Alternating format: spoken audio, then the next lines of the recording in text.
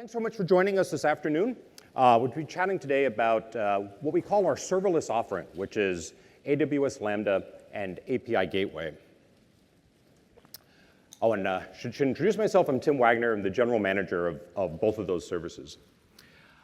I want to start with a little bit of an introduction here and talk about this term serverless that a lot of you have been hearing about and a lot of us have been talking about. And today I'm going to take you through a little bit of a journey here. So we kind of began with virtualization at the machine level. Machines as the unit, not just of virtualization, but also the unit of scale. So that as you want more compute power, you scale out by getting more machines. And the idea behind this is to abstract the hardware, or if you prefer, abstract pieces of the data center.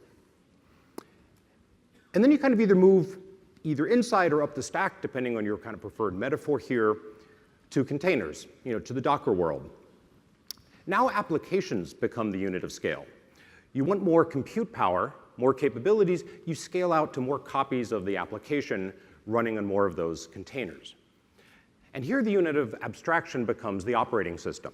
So you're operating at a slightly higher level up. And then finally we come to the term that we're discussing here, which is serverless, where functions become the unit of scale. And as you want more compute power, you run more copies of the function.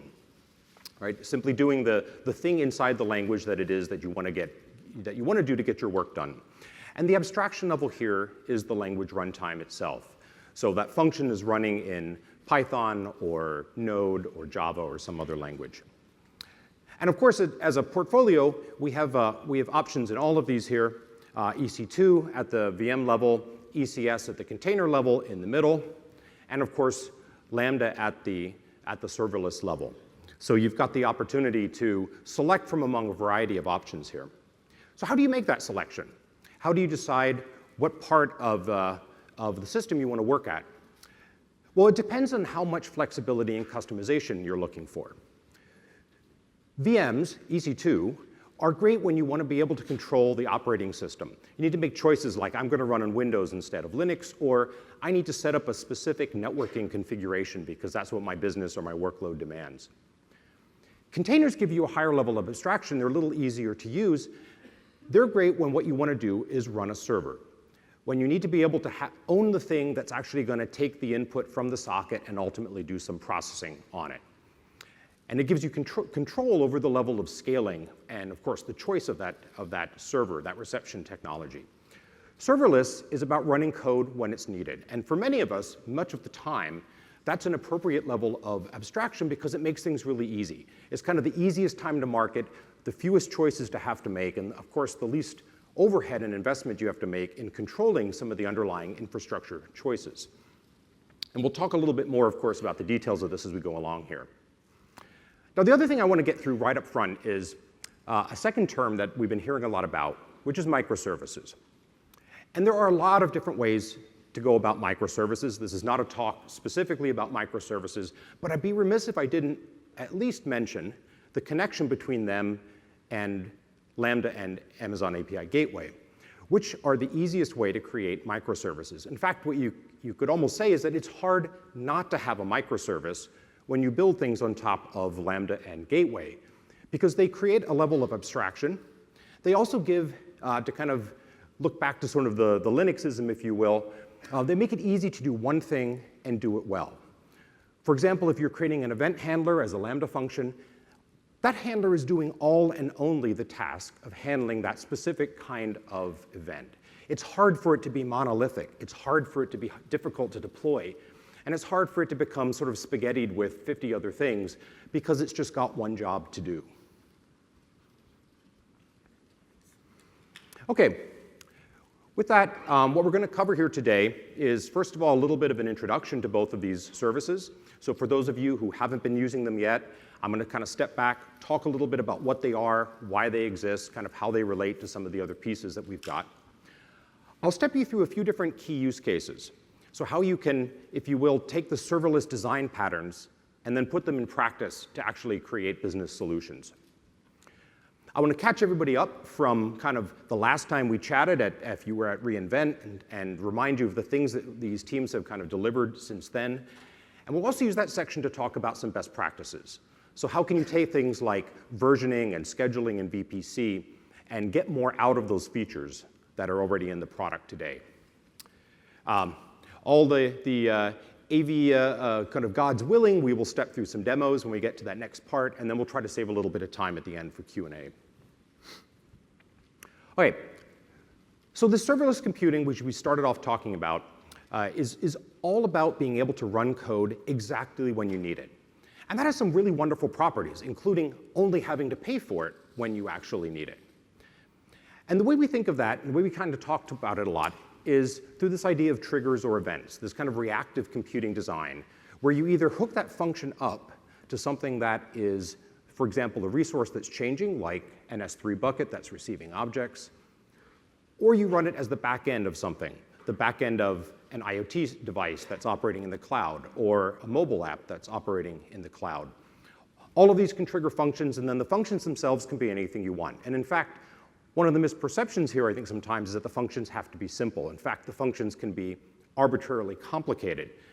The simplicity here comes from not having to manage the infrastructure and from not having a monolithic presentation of that code. But the code itself can be arbitrarily complex. So think hard algorithms, simple infrastructure. And then you can do really interesting things with this. You can do real-time data processing. So instead of a large kind of multi-hour Hadoop job, imagine instead working on individual records as they flow through an Amazon Kinesis stream in real time.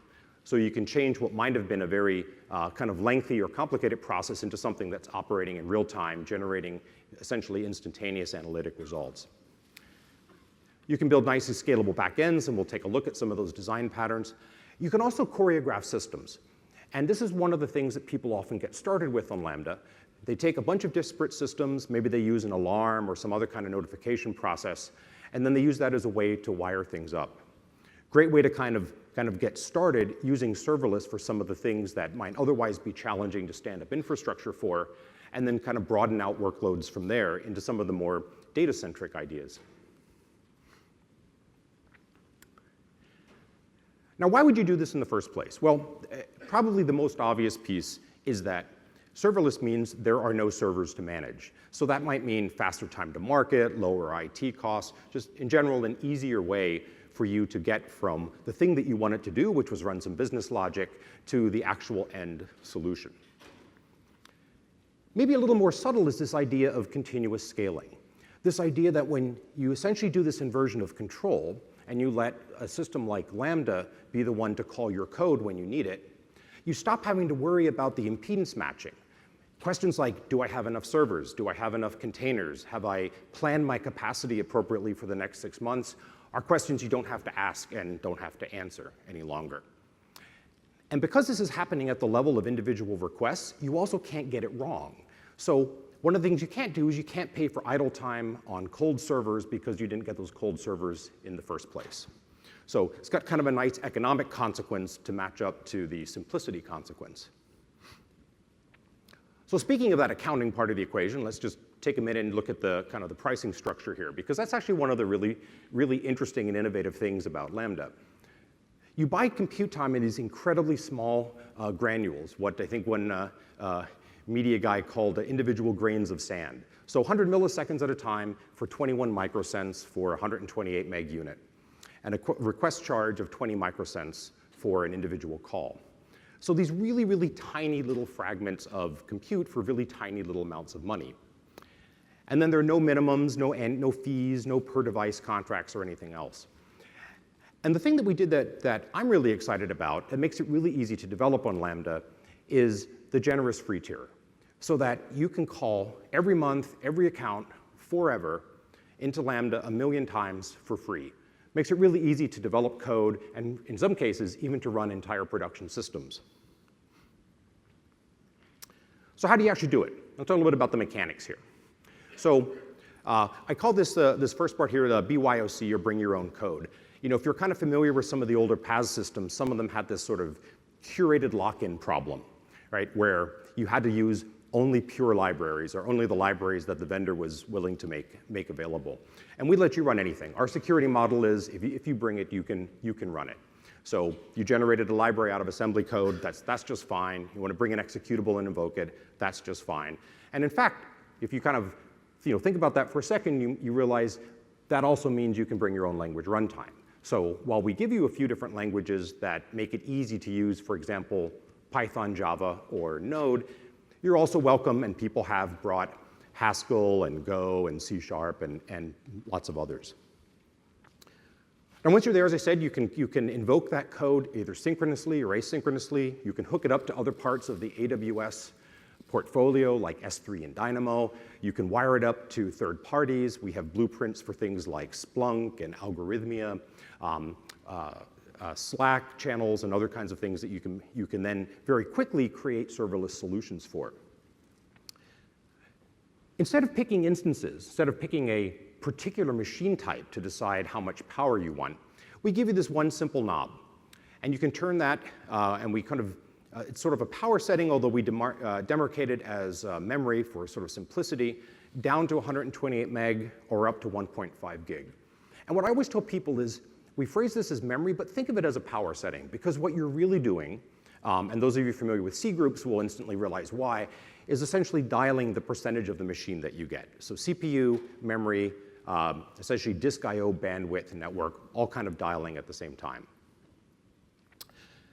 And then we've integrated this with IAM and resource policies, so it's really easy to control who gets access to your individual Lambda functions.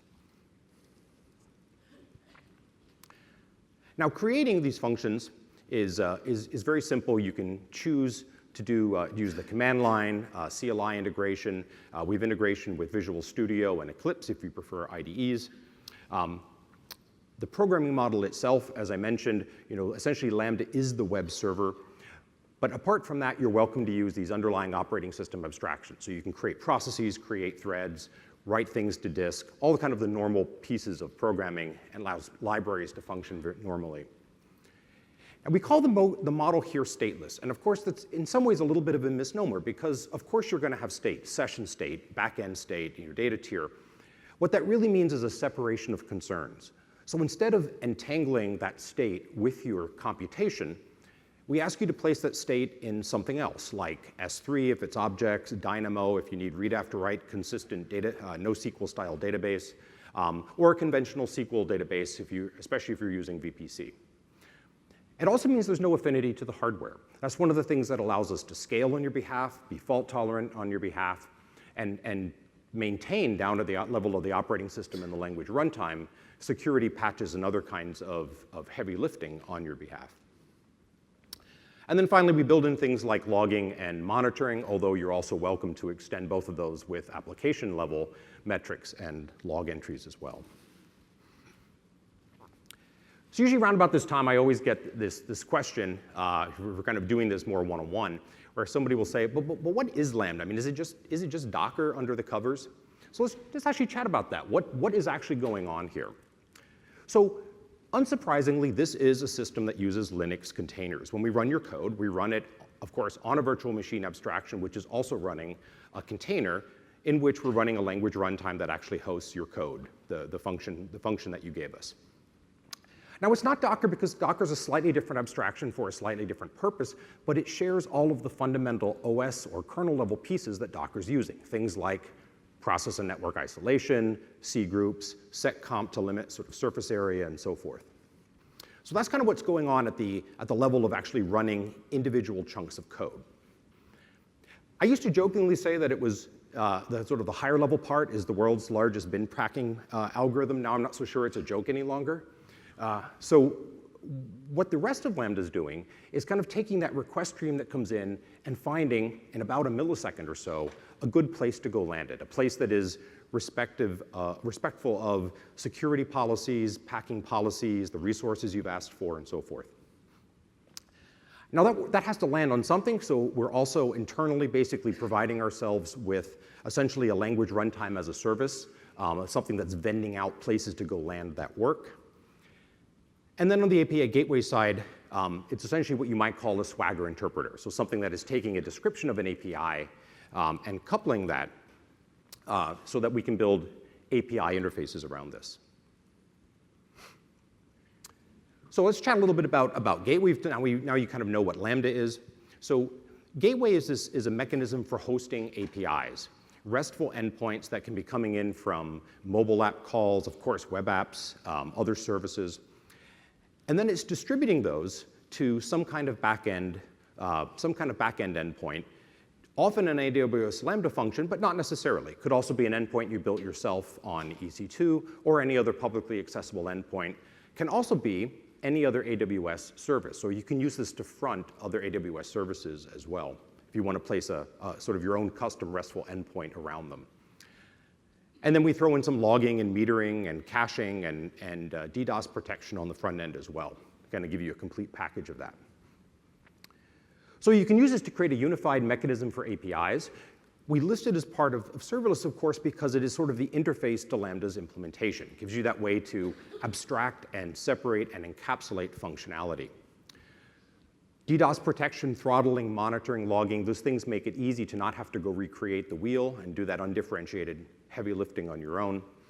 And then, of course, you're also able to authenticate and authorize requests, and we give you a choice of built-in mechanisms for this, as well as a custom auth solution which, to no surprise, works by calling a Lambda function.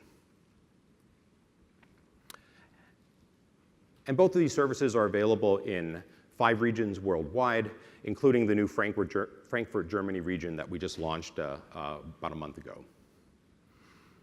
Okay, so I want to switch gears now and talk a little bit about use cases. So kind of with that understanding of what these two services are, what are the kind of modern day cloud and serverless design patterns that you can build with them?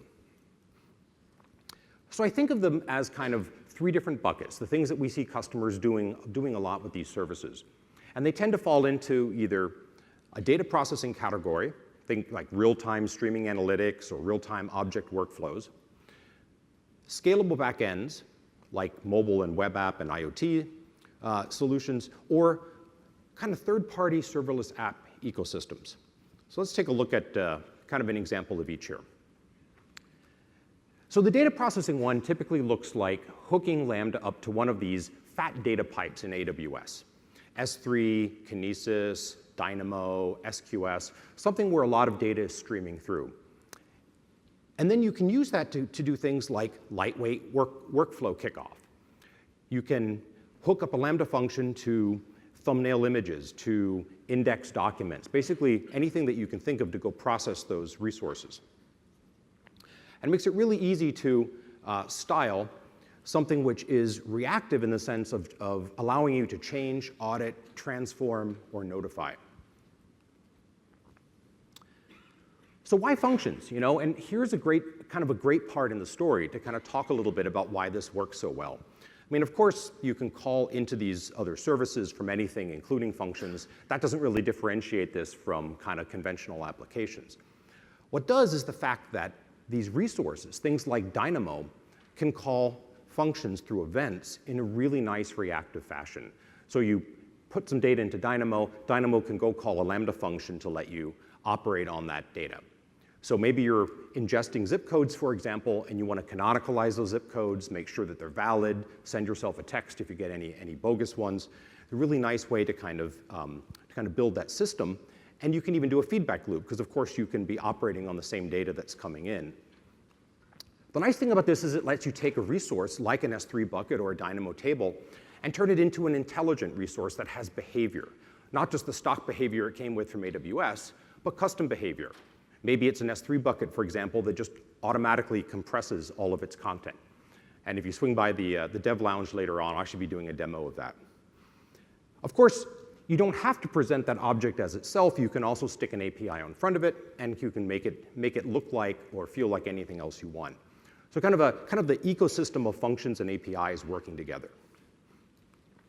Okay, back to our second category of use cases here. Automatically scalable backends. And the recipe for this is usually fairly simple. Kind of starting from the back end, a data tier of DynamoDB for NoSQL or a SQL Server if you prefer relational. Then Lambda for the scalable kind of cloud and server portion of the compute. And then some kind of client side, either a mobile app where you've probably used AWS Mobile SDK and Cognito to build the authentication and connectivity portion on the client, or if you're using IoT, AWS IoT to connect a device that's going to be chirping MQTT in order to get its data up into the cloud. And number 3 here is optional. If you're doing HTML5, Gateway might make sense in that architecture. Otherwise, you might just go straight to Lambda from the client. So the third category here is one that actually excites me a lot because it's the thing that kind of sits around the frontier today of what Lambda is doing. Things like taking the Alexa Skills Kit, the Amazon Echo ecosystem, and being able to connect apps up to that, or being able to take a Slack channel and create serverless bots. And in this case, and we actually have a blog on this one, actually taking both of those ecosystems and being able to couple them together. So it's a really nice way to take, if you do have one of these ecosystems, to kind of bootstrap it and connect it to the things that developers want to do without having to go out and ask your developers to learn how to stand up infrastructure. Super compelling, especially if infrastructure may not be the thing that that particular developer constituency is excited about. Okay, let's talk a little bit about kind of what the team has been up to, and then I want to take a little bit, dive into some of these best practices that I mentioned.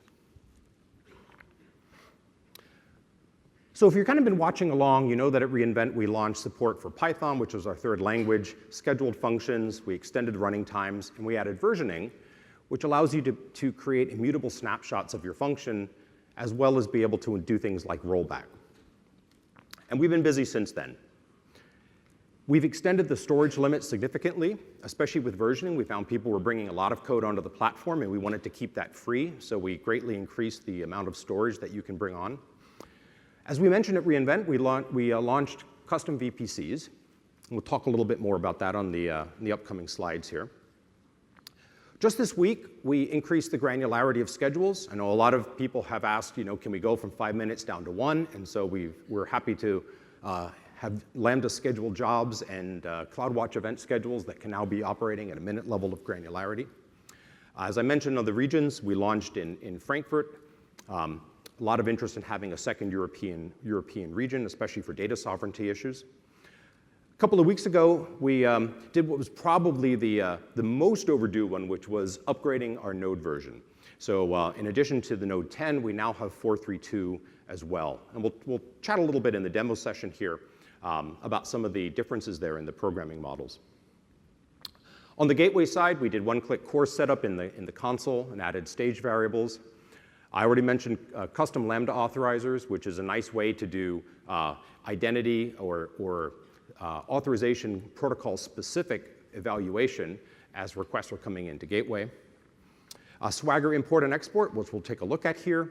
And then just announced this week, CloudFormation support for API Gateway, so that you can now stand up Gateway APIs, as well as Lambda functions and other pieces of infrastructure, all in a single package. So let's chat about a couple of these deeper topics. And I call these some of the how-to guides, because they encapsulate questions that I get a lot in these different domains. So probably one of the most frequently asked questions is, hey, I want to get rid of cold starts. Maybe I'm using Java, and so it takes a little longer to get a function started, or I have a very bursty operation, and I want to make sure latency is low, whenever that thing actually heats up. One of the easiest ways to do this is to turn a schedule on that same function, so that you can actually prime it, and if you only need one copy of it, like for example, an Amazon Echo Alexa Skills Kit app, a single schedule sort of chirping maybe a few times an hour is all you need. If you need to keep a large number of copies warm, then you can use a schedule and you can fan that schedule out as far as you like with as many Lambda functions calling other Lambda functions in a hierarchy and get up to very, very large levels of traffic load very, very easily. We'll take a look here in a second, actually, at the next one down, which is how can you poll the queue like SQS? And the answer, of course, is schedule a poller against it. So we'll take a look at that here in a bit. How can you get more timers? We just went to people who want to have lots of timers. And probably the easiest way to do that is call into Lambda, and then you simply do the fork out from Lambda. So you can easily have one function async invoke a lot of others. And then, of course, for granularity finer than a minute, all of the languages we support have some kind of sleep or timer feature, and you can sort of generate that internal set of events or operations, down to whatever level of granularity the individual languages offer. For example, in Node, you can go down to a few milliseconds easily. On function versioning, you get a similar kind of set of questions here. So one of the things I get asked a lot is, hey, these immutable snapshots are great. Love the immutability, except where I don't. Like, what if I have config info? And there are generally kind of two ways that we see people sort of doing this. The first one is they retrieve that information from Dynamo or S3, mutable config state in the static portion of their function, and then that is cached for the lifetime of the container. Of course, you can refresh it manually if you like. That's probably the easiest, most common way. The other thing you can do, which is a little bit tricky but kind of interesting, is you could have another function whose sole purpose is to reply with config information, and then you can version that function for the different versions of the configuration, effectively separating the lifetime and version stream of your config data from that of your underlying code. We implemented aliases to make rollback really easy in Lambda. And so what you do with that is you simply create an alias, you point the alias to a version, and then roll back and roll forward is as easy as changing what the alias points to. Then for your clients, people who are calling you, you hand out the ARN of the alias, the moniker of the alias, instead of the underlying versions. Now, if you have a whole collection of functions, or maybe functions plus APIs, that's where CloudFormation is a great solution, because then you can transactionally update or change all of those at once. Blue-green deployments is an interesting one, because sometimes I get to ask this in the sort of spirit of, well, what do I have to do in Lambda to achieve blue-green deployments of my code? And the answer is nothing. That's the joy of serverless. But you might want to do some kind of traffic flow control. That makes perfect sense, right? Maybe you're doing an A/B test, for example.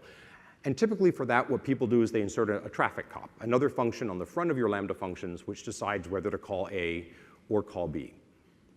And if you hide that behind gateway or behind aliases, then you can also take that cop out over time. And then finally, to lock a client or a device onto a particular version, well, that's where versions are nice. You can simply put the versions on directly into that client.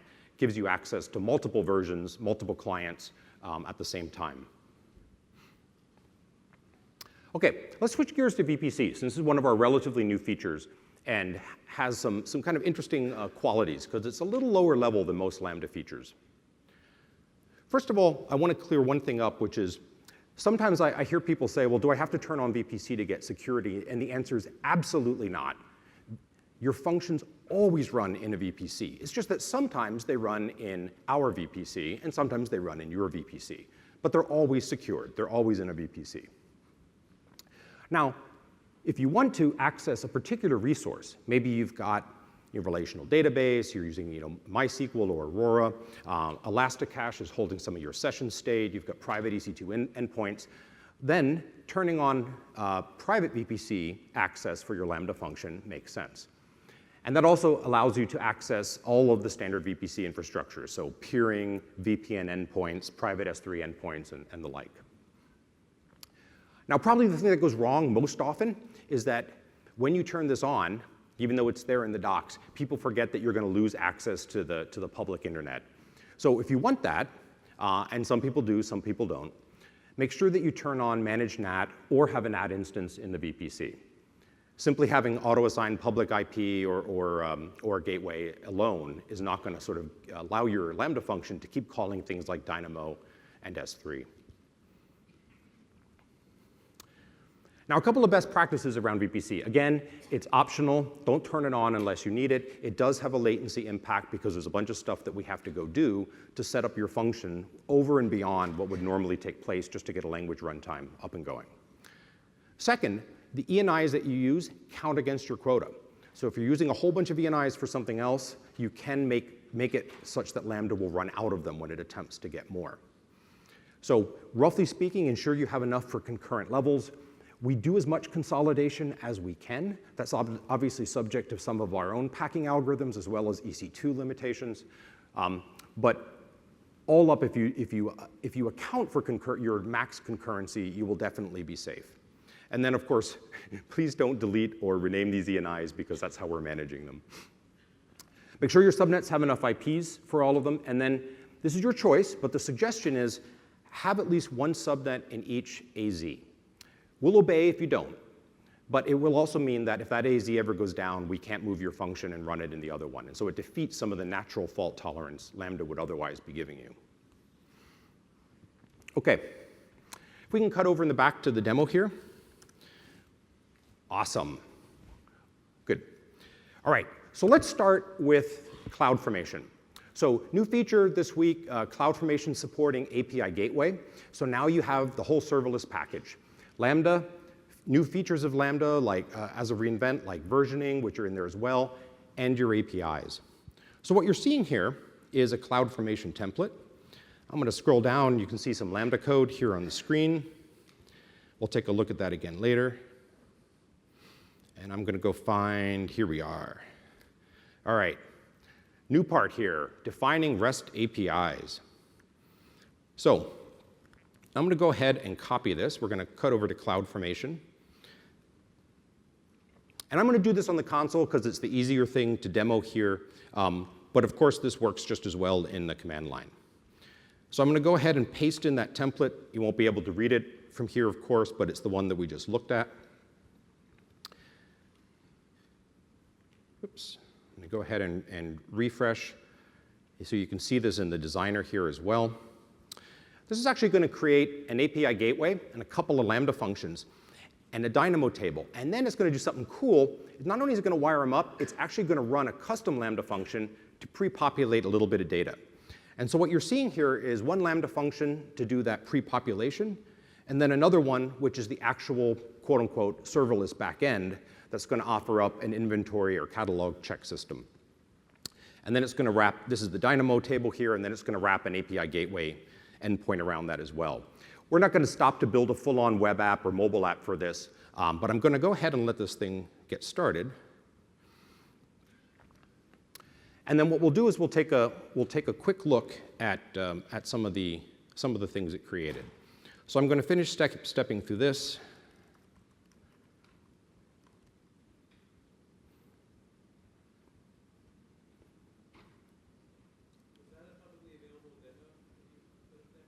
We will get this out. I finished it at like 2 in the morning. All right, so here's the CloudFormation stack. You can see it's already started operating here. And again, it's basically building 3 things for us: an API gateway, or the interface to this functionality. We're basically building a little back-end inventory system. Think of it as a kind of like e-commerce retail, and we'll go ahead and then look up an item in it. Is putting a Lambda function in place to kind of do the code for that backend, the actual sort of database lookup and any other kind of data transformation, analysis, querying, et cetera. And then it's using Dynamo as the storage tier. So it's going to, with that, basically that one click on the CloudFormation template, it's going to stand all of those things up along with all of the various permissions, wire-ups, event sources, et cetera, to kind of connect all of the dots together. The sort of thing that we'd have to spend the next 5 minutes kind of piecemealing here together from 3 different consoles otherwise. So I'm going to go ahead and refresh here and kind of see how far along this has gotten.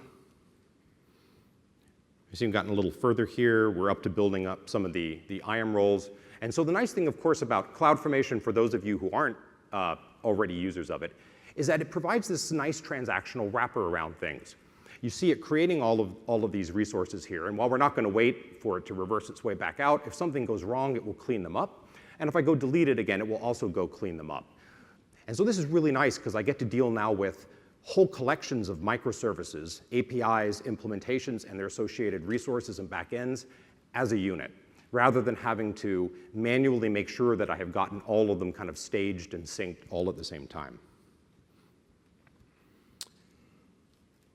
All right, looks like we're getting pretty close here. I'm going to go over to API Gateway and refresh this, see if we end up with a new API. Awesome. So check inventory for item. This is the API that we just created. This is the front end to the back end, if you will, of this back end catalog system I just made. And we'll go in here to the get method. And you can see over on the side here that this is also calling a Lambda function. So if I swing over to Lambda just briefly, I'm going to go ahead and refresh my list of Lambda functions as well. And you can see that I've got two functions here. Inventory insert, that's the thing that's actually going to pre-populate Dynamo, kind of as running as a custom function. And then the actual back end, which is the next one down, the DynamoDB check inventory for item. And then just to kind of complete this part, I'm going to go ahead and look something up. I'm not going to bother to deploy this, as I said. Obviously, in a more realistic demo, we'd go ahead and build this into a complete web app or mobile app. And here you can see the retrieval from that test call is 99 items of this particular type of jacket. So that is a sort of an end-to-end on the back-end part of a serverless system that we stood up basically with one click on a CloudFormation template. And as I said, I won't bore you with making you sit through this, but with one click here, I can go ahead and start deleting that stack, and it'll go clean up everything that we just saw. Oh, yep, delete has already started. Now, all this is great if you like CloudFormation, and CloudFormation is really good if you've got a whole bunch of AWS resources that you want to use and tie together. Like in this case, we saw Gateway, Lambda, and DynamoDB, along with associated IAM roles. But let's suppose that you are just using API Gateway and Lambda, and you prefer something that's a little more like open sourcey. This is where Swagger comes in. So for those of you who aren't already familiar with it, Swagger is an open source API definition language. And here's an example from the Swagger side of a pet store, showing some of the cool things that they can do with the information that's contained in that specification. This is one of the nice things about Swagger. There's a whole tool set and kind of a rich ecosystem and community around it. And you can also see things like this getting produced in the community where people have editors and validation checkers and all kinds of nice stuff getting built up to support the Swagger definition. So let's take a look at this playing inside of API Gateway. First of all, I'm going to go look at an API that I actually generated from the Lambda console sometime back called Lambda Microservice. I was using this for the New York demo. So let's come in here. I'm going to go ahead and take a look at the stages here, go to the production stage, under export, and now we can see that I can export this API definition as either JSON or YAML. So I can basically extract from API Gateway a portable definition of what that API represents. So I'm going to just cut over here and show you very briefly what that looks like. So here's the Swagger file that gets exported if you choose the JSON format. The only thing I've changed in here is the title, and you'll see why in a second. And then if I scroll down a little bit, you'll see what is similar to, but different than, the CloudFormation representation. So this is another definition now of an API, only this time in the Swagger JSON format. All right, let's go ahead and grab this guy. I'm going to hop back over into API Gateway. And I'm going to create a new API, except instead of doing it through the console, normally I'm going to import it. I'm going to go ahead and paste that file. And here we go. Now you see, it's like that quickly, I've got an API that's been created from that Swagger definition. Now, if I try to go test this, we're going to find it's hooked up to a little hello world function in Lambda, that the information on the back end to call the Lambda function is intact, because that was in the Swagger file. The one thing that hasn't happened here is that Lambda hasn't agreed to give this new API permission to call it. So in the interest of kind of doing a complete demo, I'm going to swing over here. If I click test, this is going to fail at the moment. So I'm going to do a little trick. I'm going to come in here. I'm going to edit the Lambda function, except I'm not really going to edit. I'm just going to trick it. And what happened as a side effect of that is that I asked Gateway to ask Lambda to authorize this function. Now we've got permission to run it. I'm going to go back to the method. This is calling just a simple little hello world, so no arguments are necessary. Come down here, and yep, sure enough, We got a little hi there back from Lambda. So we built an entire API there by exporting and then re-importing an API. We could just as easily have gone to one of those Swagger editors and created a brand new API from scratch and imported it that way as well. Okay. Now we talked a little earlier about kind of two things. One of them was how you can build some of these serverless data manipulation and data processing engines that allow you to scale to very high levels of data throughput. And we make that super easy with some of the event sources that you can just wire up in Lambda naturally. It's really easy to hook it up to S3 or Dynamo or Kinesis. But what about SQS? One of the things that we get asked a lot is like, well, why isn't SQS an event source? So what we did was we built a blueprint that lets you hook up a Lambda function easily to SQS. So that's what I'm looking at here. And I'll show you a little bit, because this is also interesting. It's built using the new Node 4.3.2 support in Lambda. So it's got some of the new features in it. So first of all, you can kind of see at the beginning here, the protocol is a little different. Instead of that context, it's got a callback along with the message that it's passing. And what this blueprint is going to do, and this is kind of a pattern we've used in a few other places, is it's essentially a dual entry blueprint. So it's got one entry that the scheduler is going to call. So a CloudWatch event schedule that's basically pumping out schedules every minute now, because I figured I might as well make it as, use the new level of granularity. And then when it grabs things out of SQS, it's going to call back into itself again. So it's actually async invoking itself to do the processing. And we can go up to the top here, and I'll show you. It essentially has these two pieces. Here's the process piece. So when a message gets processed out of SQS, we're going to do something with it here. The blueprint's just going to log to make sure that you know something happened. And then go ahead and delete the message. And further down is the polling mechanism. This is the entry point the scheduler hits, which causes it to go check the queue every few minutes. So we can come over and take a look here at the CloudWatch events. This is the CloudWatch events schedule page. So you can see these rules here, and in particular, you can see the schedule that I've set up for this one. And if I click on that, it takes me right back to the Lambda function. We can go ahead and add a few messages to our queue.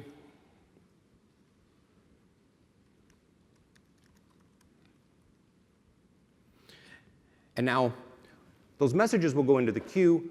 Lambda will be automatically that Lambda function will be automatically getting called, roughly once a minute.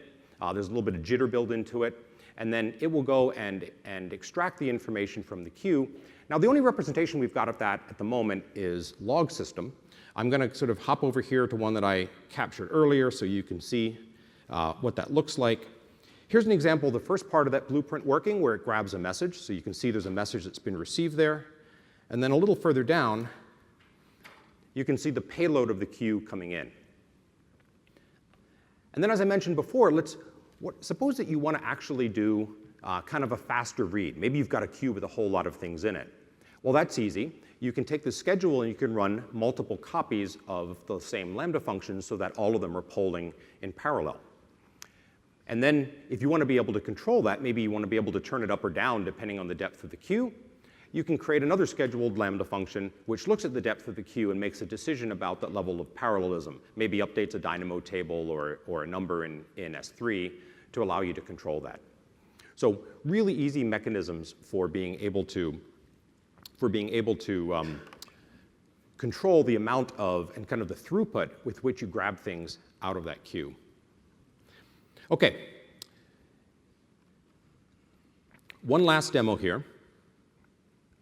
See if I can make this a little larger. So I'm going to show you two copies of the same function. And it's a real simple Node function. Here's the Node 10 version. So this is our old Node 10 programming model.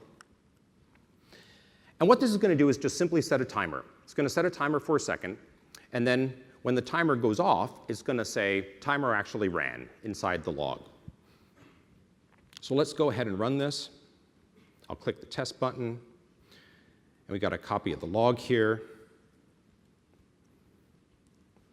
So we see the timer running. Let's go ahead and try this again. Uh-oh. Timer didn't run.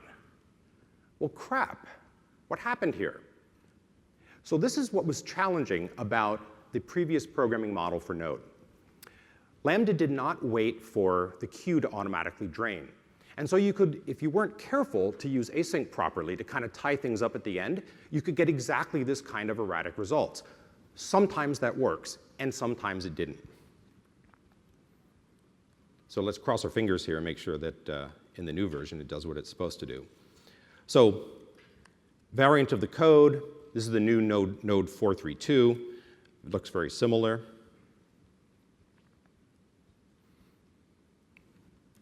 And we get the timer actually running. At the time, we expect the timer to actually be running here. And what's going on here, we call this kind of a easy mode or kind of auto drain mode. What we're doing here is simply waiting, and Node made this super easy with some of the new improvements, for all of the background tasks to finish.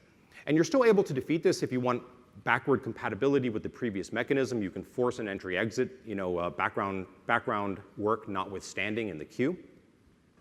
But it's also really simple to be able now to sort of write something and kind of get a similar reaction to what you would get if you ran Node on the command line and it just automatically drained before exiting.